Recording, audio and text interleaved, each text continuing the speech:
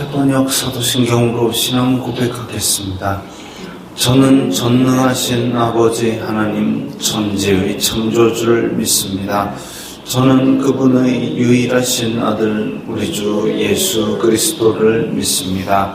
그분은 성령으로 잉태되어 동정녀 마리아에게서 나시고 본디오 빌라도에게 고난을 받아 십자가에 못 박혀 죽으시고 장사된 지 사흘 만에 죽은 자 가운데서 다시 살아나셨으며 하늘에 오르시어 전능하신 아버지 하나님 우편에 앉아 계시다가 거기로부터 살아있는 자와 죽은 자를 심판하러 오십니다.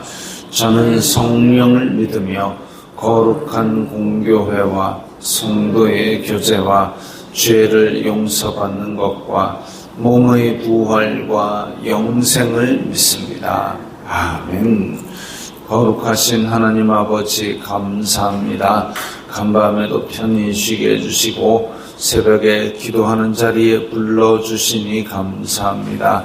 이 시간 저희들 마음 중심으로 주님을 경외하게 하여 주시옵소서. 예수님 이름으로 기도드리옵나이다. 아멘. 찬송가 149장입니다.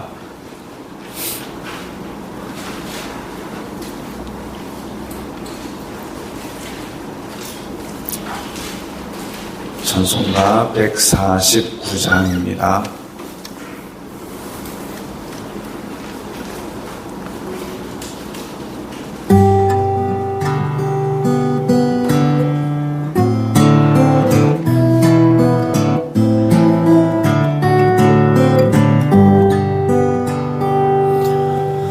주 달려 죽은 십자가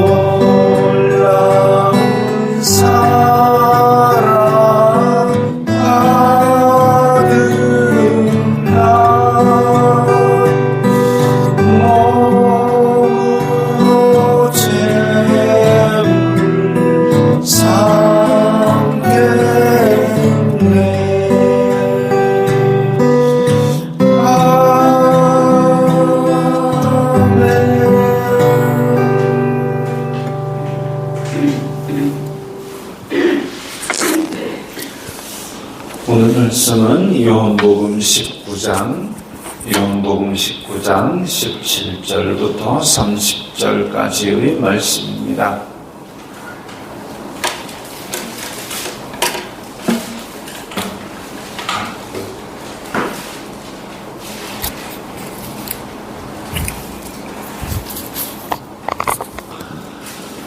요한복음 19장 17절부터 30절까지의 말씀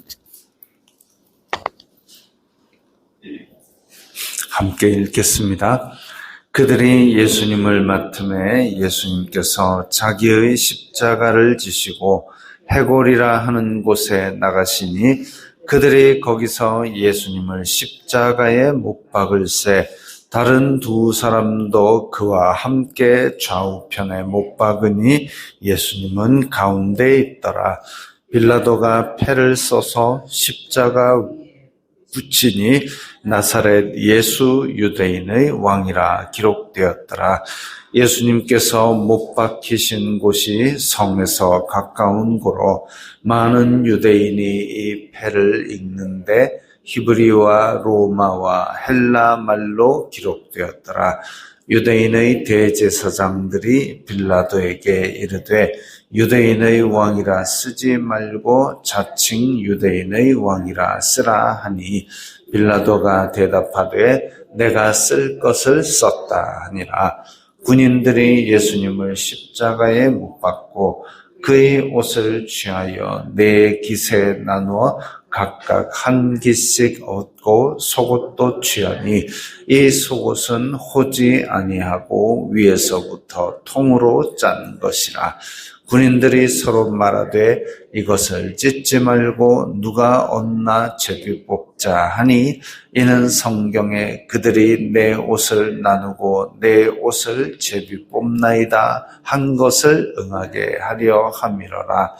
군인들은 이러한 일을 하고 예수님의 십자가 곁에는 그 어머니와 이모와 글로바의 아내 마리아와 막달라 마리아가 섰는지라. 예수님께서 자기의 어머니와 사랑하시는 제자가 곁에 서 있는 것을 보시고 자기 어머니께 말씀하시되 여자여 보소서 아들이니이다 하시고 또 그 제자에게 이르시되 보라 내 어머니라 하신데 그때부터 그 제자가 자기 집에 모시니라. 그 후에 예수님께서 모든 일이 이미 이루어진 줄 아시고 성경을 응하게 하려 하사 이르시되 내가 목마르다 하시니 거기에 신 포도주가 가득히 담긴 그릇이 있는지라. 사람들이 신 포도주를 적신 해면을 우슬초에 메어 예수님의 입에 대니 예수님께서 신 포도주를 받으신 후에 이르시되 다 이루었다 하시고 머리를 숙이니 영혼이 떠나가시니라. 아멘. 오늘 고난주간 중에서도 금요일 예수님께서 십자가에 달려 죽으신 날을 기념하는 날입니다. 이 금요일 그래가지고 성금요일이라는 이름까지 붙었는데 그 날이 거룩한 것이 아니라 예수님께서 모든 죄를 짊어지고 죽으신 그 사건이 중요한 것이죠. 날이 중요한 것이 아니라 예수님을 로마 군인들이 잡아서 십자가를 지고 해골이라는 곳에 가서 십자가에 못 박히셨습니다. 이 십자가에 못 박는다라는 것은 로마 시대에 있어서 아주 로마의 지배를 받는 백성들이 황제에 대한 반역을 하거나 아니면 너무나도 끔찍한 범죄를 저질렀을 때에 본보기로 아주 잔혹하게 죽어가는 장면을 보여줌으로써 그 외에 다른 범죄자들에게 경각심을 주는 그런 형벌입니다. 그래서 가능한 한 극심한 고통으로 오랫동안 매달려 있도록 만드는 그런 형벌이죠. 근데 19절에 보니까 빌라도가 패를 써서 십자가 위에 붙이니 나사렛 예수 유대인의 왕이라 기록되었더라.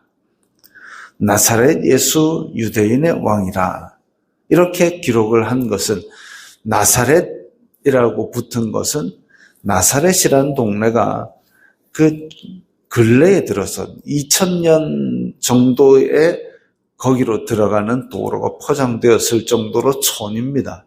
그러니까 지금보다 2000년 전이면은 얼마나 이게 낙후된 그런 숨은 동네이겠습니까? 이 나사렛이란 동네가 예수님 아니고는 알려질 일도 없는 것이 그렇게 숨겨진 동네이기 때문에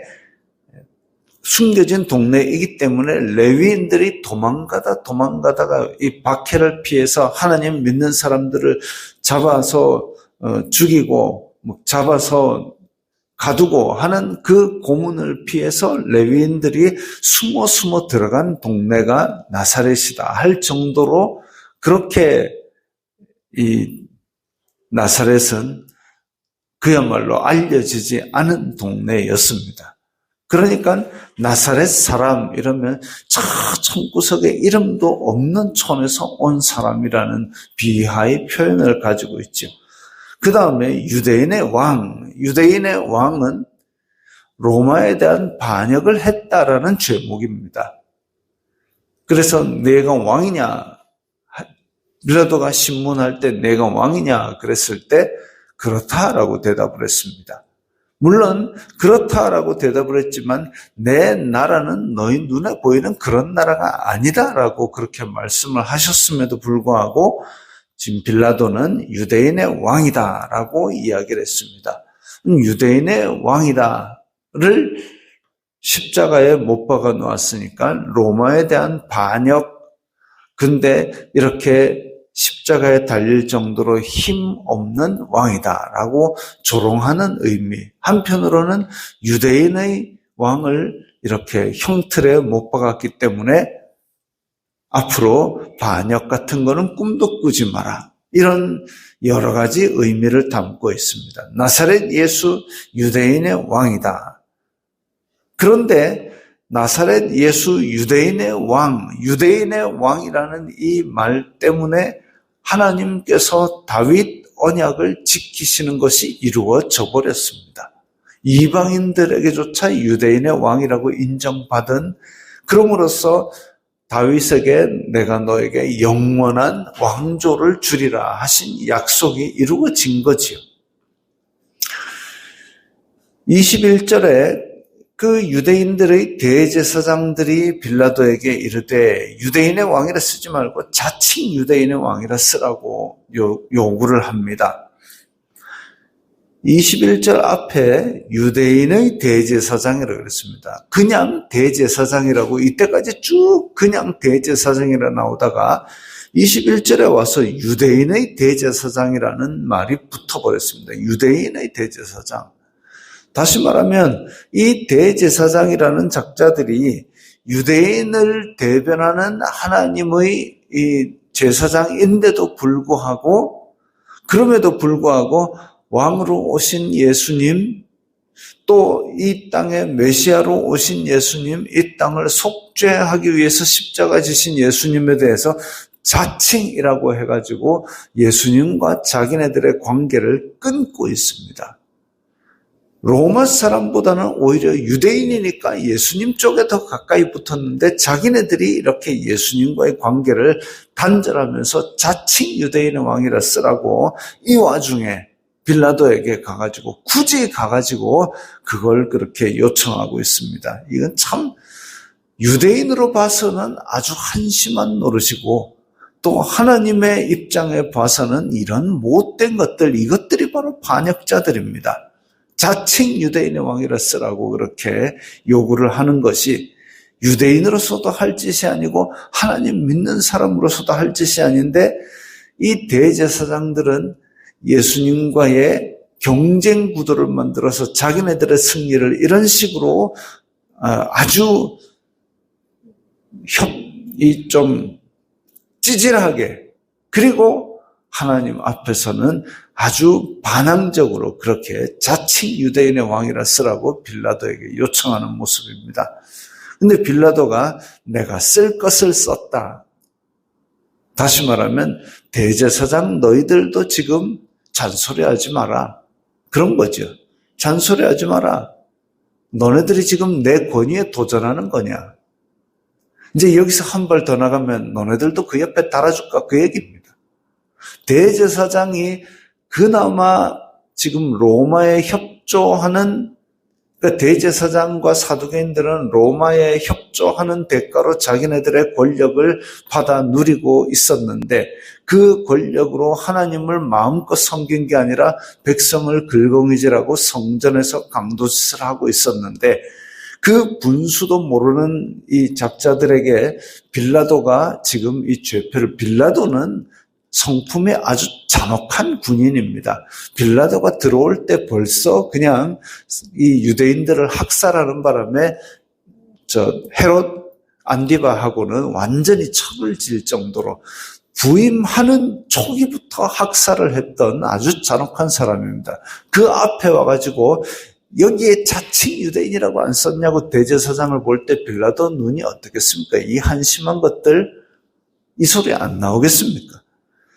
그래가지고 내가 쓸 것을 썼다라는 이 한마디로 접어버렸지만 사실상 대제사장의 등골에 땀이 한 줄기 쪼로록 흘렀을 겁니다. 지금 누구 때문에 새벽부터 지금 쫓아와가지고 죽여달라고 대제사장들이 난리쳐가지고 죽이고 있는데, 근데 자기는 죄도 못 찾은 죄인에 대해서 지금 억지로 반역죄를 씌워가지고 죽이게 만들어 놓고 여기 와서 또 이것 써라 저것 써라, 내가 네 종이냐? 내가 네 친구냐? 딱 그런 느낌으로 내가 쓸 것을 썼다라고 이야기를 한 겁니다. 그래서 지금 대제사장들은 예수님을 이겼다라고 생각할지 모르지만 오히려 로마에 대해서도 이제 찍소리 못하는 존재로 팍 바닥까지 떨어져 버린 겁니다. 군인들은 예수님을 십자가에 못 박고 자기네들이 이렇게 속옷과 겉옷을 나누어 가지고 있는데 이것조차도 하나님께서 그들이 내 옷을 나누고 내 옷을 제비 뽑나이다 함을 응하게 하려 함이라 그랬습니다. 예수님께서 억지로 성경에 이거 있으니까 내가 이거 지켜야지, 저거 있으니까 저거 지켜야지, 이렇게 해가지고 억지로 지키려고 지금 숨 넘어가는 순간에도 고생한 것이 아니라 하나님께서 이 보기에 흠모할 만한 아무것도 없는 형태로 낮아지게 오신 예수님을 성경 말씀의 여러 군데에서 미리 말씀하심으로 이런 사람 오면 너희들 메시아인 줄 알아라 라고 그렇게 말씀들을 쭉 보내셨습니다. 그 예수님께서 본인의 길을 가시니까 그 말씀들이 하나하나 그냥 이루어진 겁니다. 그러면 성경을 알고 하나님의 이 구원을 사모하는 사람들은 저분이 바로 메시아였구나라는 걸 깨달아 알라는 거죠. 말씀이 변치 않는 말씀으로 주어진 이유가 바로 그겁니다. 예수님을 하나님께서 보내신 구세주인 줄 알아라라는 거죠. 그래서 지금 로마 군인들은 전혀 모르고 자기네들이 옷을 찢고 나누고 제비 뽑고 했는데 그것조차도 예수님께서 메시아임을 보여주는 증거가 된 겁니다. 그리고 25절에 보면 예수님의 십자가 곁에 여인들이 섰는데 그 중에 예수님의 어머니 마리아 그리고 그 옆에 요한이 서 있는 걸 보고 여자여 보소서 아들입니다. 또 요한에게는 보라 내 어머니다. 그래서 자기 집에 모시고 그런 새로운 가족이 탄생했습니다. 어찌 보면 이제 요한은 그때부터 마리아를 자기가 모셨는데 그래서 요한은 꽤 오랫동안 장수 90이 넘도록 장수한 걸로 그렇게 전해지고 있습니다만은 이 순간 새로운 언약 공동체가 탄생합니다. 혈육의 유대인이 아니라 하나님의 언약 가운데 세워진 교회 공동체가 새로운 언약의 공동체인 것처럼 요한과 마리아 사이에는 이제 단순히 이 혈연에 의한 유대인, 혈연에 의한 가족이 아니라 이렇게 예수님의 말씀을 통한 새로운 가족의 공동체가 탄생된 것이죠. 그렇게 새로운 공동체가 시작이 되고 또 이후에는 초대교회라는 새로운 공동체가 시작이 됩니다. 이 새로운 공동체는 혈통으로 유대인뿐만이 아니라 예수 그리스도를 구주로 믿는 새로운 아브라함의 자손들이 생겨난 거죠. 그래서 아브라함의 자손, 혈통으로 아브라함의 자손에서 난 그들만이 아브라함의 자손이 아니라 믿음으로 말미암아 하나님의 새 언약의 백성이 된 모두를 아브라함의 자손이라 부르고 있었습니다. 그래서 아브라함에게 약속하신 내 자손들이 하늘의 별과 같이 바다의 모래와 같이 많게 하리라는 말씀이 이루어진 거죠. 그 언약은 이전에 있는 그 창세기의 창조 기사로부터 시작이 됩니다. 하나님께서 창조하시고 보시기에 심히 좋았더라 라신 그 공동체가 사람의 죄로 인해서 깨어졌지만 예수님의 십자가의 피 흘리심으로 말미암아 이제 새로운 창조가 시작되었습니다. 새로운 창조로 말미암아 아브라함의 자손들이 하늘의 별과 같이 많아지고 새 언약의 공동체가 이루어짐으로써 이제 새로운 창조를 눈에 띄는 하나님의 나라로 보여주신 것입니다.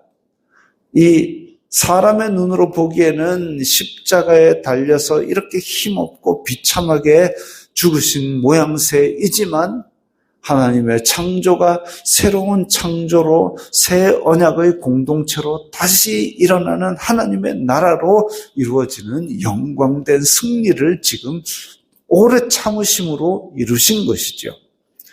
그리고 내가 목마르다, 다 이루었다 이렇게 하고 떠나가셨는데 이 모든 일이 이루어진 것, 다 이루었다는 헬라어로는 이제 값을 다 치루었다라는 그 말로 직역하면 그렇습니다. 값을 다 치루었다.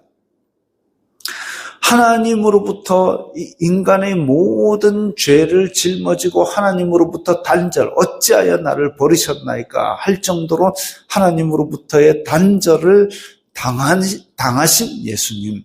그로 말미암아 죄 없는 사람이 그 죄값을 다 치루었기 때문에 다 이루었다라고 말씀하신 것이죠.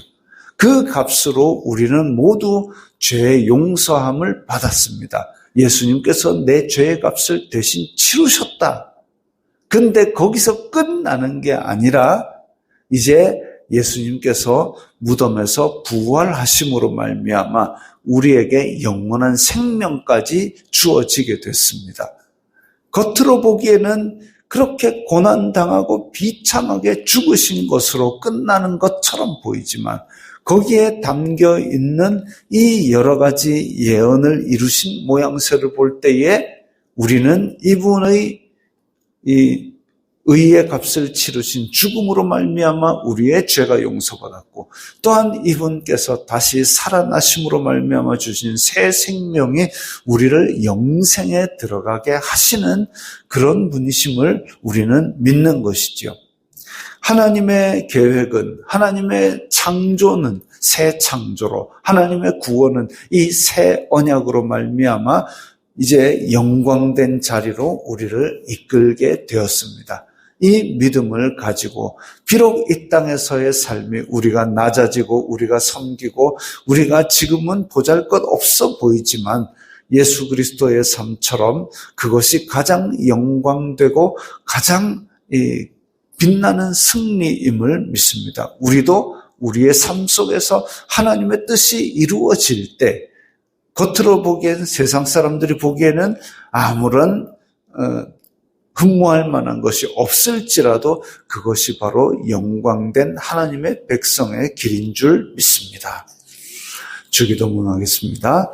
하늘에 계신 우리 아버지, 아버지의 이름을 거룩하게 하시며 아버지의 나라가 오게 하시며 아버지의 뜻이 하늘에서와 같이 땅에서도 이루어지게 하소서.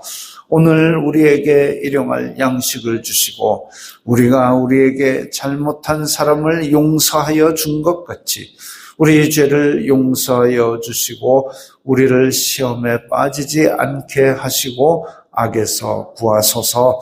나라와 권능과 영광이 영원히 아버지의 것입니다. 아멘.